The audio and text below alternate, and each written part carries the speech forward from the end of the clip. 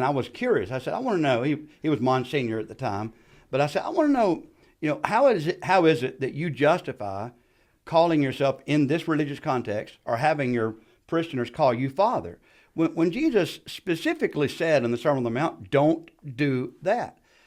And he told me, I remember at the time explaining, he said, you don't understand the development of doctrine. I said, well, I kind of knew what he meant, but I played dumb. I said, well, why don't you explain it to me?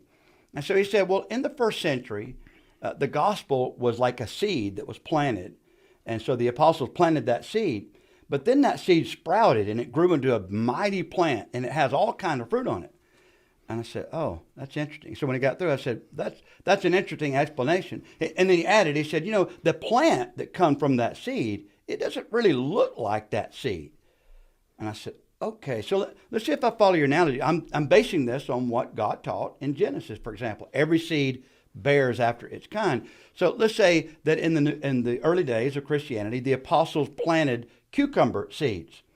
And so the seed sprouted into a vine and it started producing coconuts. That's what you're telling me because Jesus said, don't call any man father, and yet you're insisting your parishioners call you Father in that context. So you're clearly going against what he said. That doesn't sound to me like a development of doctrine. It sounds like a different doctrine.